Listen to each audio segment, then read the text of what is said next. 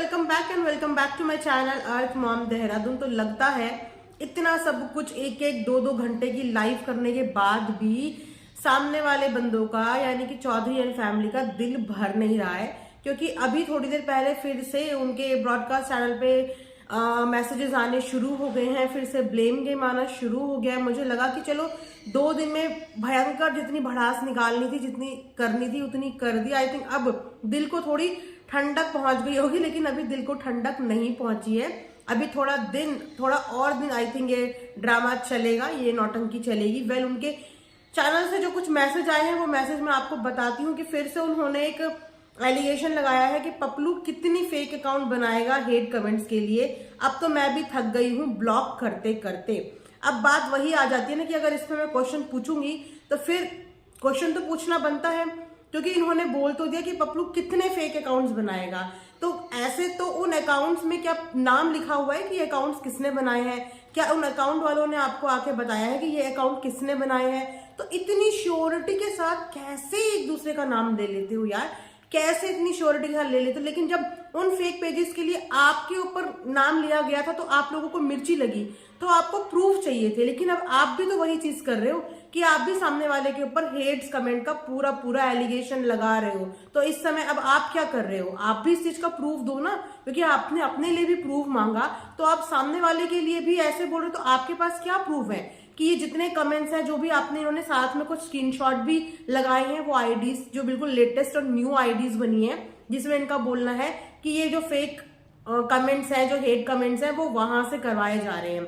उसके बाद इन्होंने लिखा कि यहां से पता चलता है कैसी सोच है, हम अपनी फैम को कसम दे रहे हैं हेट नहीं देने को किसी को, और ये पोपलू प्रोवोक करता है अपने फैम को और रही कमी फेक अकाउंट से पूरी कर देता है। तो मैं वही बोल रही हूँ ना कि आपने, ठीक है, आपने अपनी जो भी आपके फैम है, आपके फैंस है, फॉलोअर्स है, आपने उन्हें मना किया कि किसी भी तरीके की हेट स्प्रेड मत करो। हम भी यही बोलते हैं कि किसी भी तरीके की हेट स्प्रेड मत करो। तो कहाँ पे लखन ने अपनी लाइफ में लोगों को ये प्रोवोक किया है कि तुम जाके भैया हेट बांटो? वो तो अपनी हर लाइफ में बोलते हैं कि यार आप लोग कमेंट्स करते हो और बिल मेरे ऊपर फटता है, आप लोग कमेंट्स करते हो और बोला मुझे जाता है। उन्होंने किसी को नहीं बोला कि जाके आप हेट फैलाओ या जाके आप किसी के लिए हेट कमेंट करो। ऐसा कोई स्टेटमेंट उन्होंने अपनी किसी भी लाइव में नहीं दिया। ऐसे तो जो फैन पेजेस से नीतू के खिलाफ बनी थी वो आईडीज और वो फोटोज बनी थी, वो भी आप ही के फैंस है ना। तो इसका मतलब कि आपने उनको प्रोवोक किया। ऐसे तो आपके ऊपर भी बातें आ सकती है कि क्या आपने उनको प्रोवोक किया? आप चाहते तो उन्हें मना कर सकते थे, कसम दे सकते थे, तब आपने कसम क्यों नहीं दी? क्योंकि लखन बोल रहे कि उनके पास कुछ ऐसे स्क्रीनशॉट भी हैं जहां पे आपके सामने जब ये चीजें आई तो आपने बोला डरने की कोई जरूरत नहीं है, और आपने रोका नहीं है। वो फिलहाल उन्होंने भी दिखाया नहीं है, बट उन्होंने बोला है। तो रोक तो आप भी सकते थे, रोका तब आपने भी नहीं, लेकिन हाँ भी नहीं बोला। तो वही सेम चीजें लखन पे भी अप्लाई होती हैं कि उन्होंने किसी को नहीं बोला कि हेट फैलाओ या हेट मत फैलाओ। ये फैन फॉलोवर्स की अपनी मर्जी है कि वो क्या सोचते हैं, क्या बोलते हैं।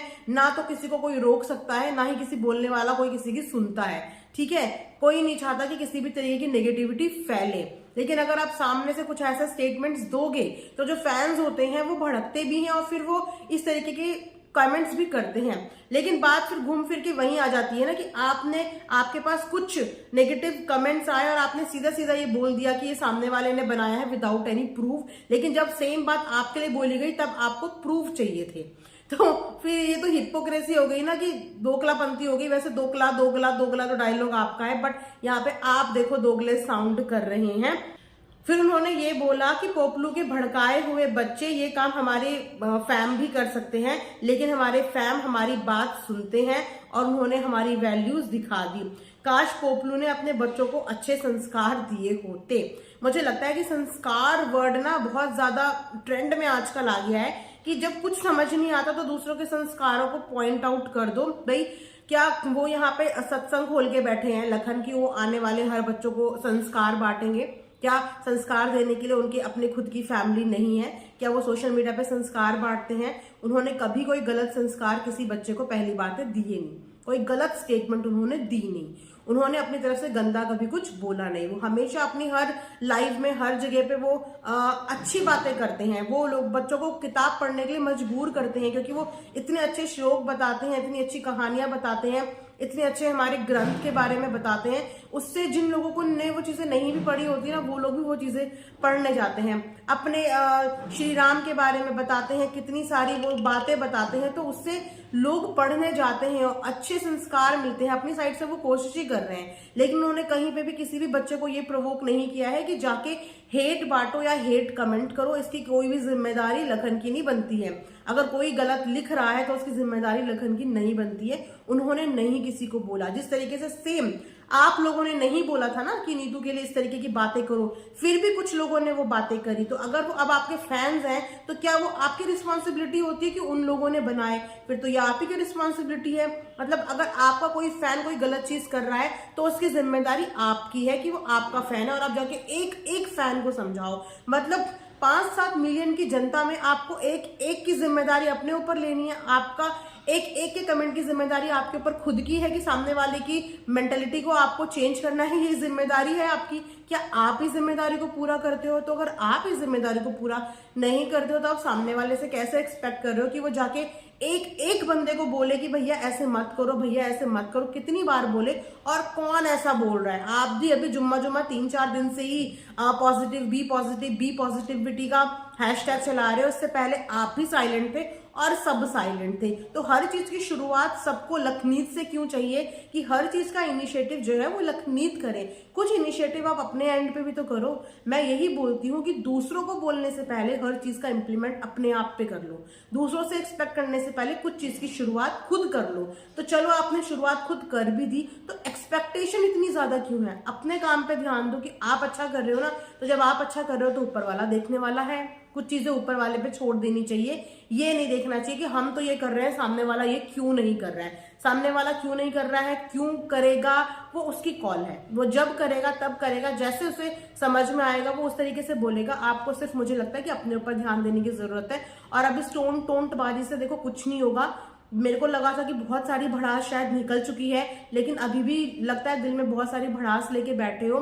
तो हेट कमेंट से मुद्दा हट ही नहीं रहा है, जबकि हेट कमेंट्स कोई किसी के एक्चुअली नहीं रोक सकता। कोई नहीं रोक सकता। हम एक एक बंदे को नहीं समझा सकते कि प्लीज ऐसा मत बोलो, प्लीज ऐसा मत करो, क्योंकि कुछ लोग होते हैं जो नहीं सुनते हैं। कुछ लोग होते हैं इस प्रवृत्ति के जो किसी की भी नहीं सुनते हैं। उन लोगों की कुछ फ्रस्ट्रेशन बोलिए या उन लोगों का शौक बोलिए कि वो इस तरीके की बिलो द लेवल जाके चीजें बोल देते हैं, लेकिन उसकी जिम्मेदारी किसी भी क्रिएटर की नहीं होती है। उसकी रिस्पॉन्सिबिलिटी किसी भी क्रिएटर की नहीं होती है। तो हेट कमेंट्स के पीछे जो इतना ज्यादा बवाल कर दिया है ना, प्लीज इस चीज को इग्नोर कर दो।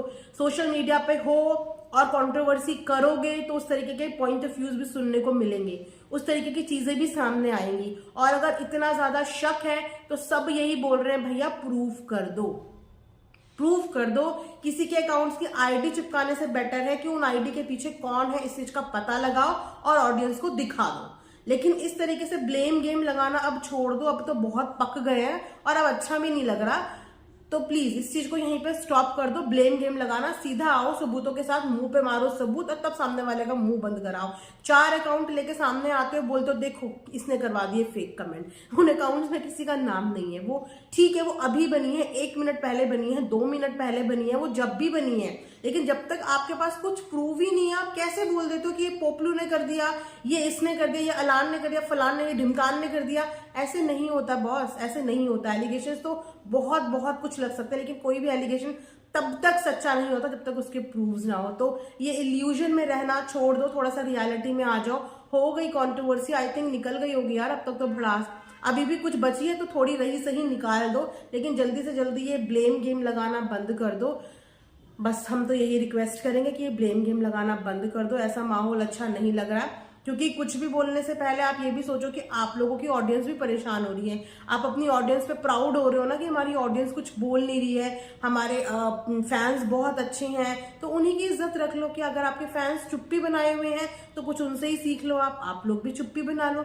आप लोग यहाँ से चुप हो गए तो सामने वाले को कीड़ा थोड़ी काटा है कि वो बोलता चला जाएगा। आप लोगों ने अपना साइड रख लिया और अच्छे से रख लिया, 2 दिन लगातार रख लिया, तो अब ठंड पालो, थोड़ा सा रुक जाओ, चीजों को सामने आने दो। आप लोगों को कहीं इन्वॉल्वमेंट ही नहीं है, कोई मुद्दा ही नहीं है, तो आप उस मुद्दे को यहीं पे बंद कर दो, अपनी अपनी व्लॉगिंग करो, अच्छा कंटेंट लेके आओ, सब लोग आपको अप्रिशिएट करेंगे। तो ये था मेरा एक वीडियो, मैंने सोचा चलो आप लोगों के साथ शेयर कर दूं कि अभी भी चीजें रुकी नहीं है, अभी भी चीजें पीछे से चल रही हैं। एंड अचानक से लगता है आज फिर से नाइट में लाइव आने का प्लान होगा, इसीलिए शाम से ही एक माहौल सेट कर दिया जाता है कि भैया शाम से माहौल सेट करेंगे, फिर वहां से कुछ चीजें आएंगे, फिर उसका क्लैरिफिकेशन देने के लिए हम एक लाइव कर देंगे। तो चलो देखते हैं, आपकी मर्जी। बाकी आप लोग ज्यादा बुद्धिमान हो इस इंडस्ट्री में 6 साल पुराने हो, तो हम सबसे ज्यादा एक्सपीरियंस आई थिंक आप ही को है। तो चलो देखते हैं कि आप इस मुद्दे का क्या सोल्यूशन अपने एंड पे लेके आते हो। देखते हैं आपका 6 साल का एक्सपीरियंस आपको क्या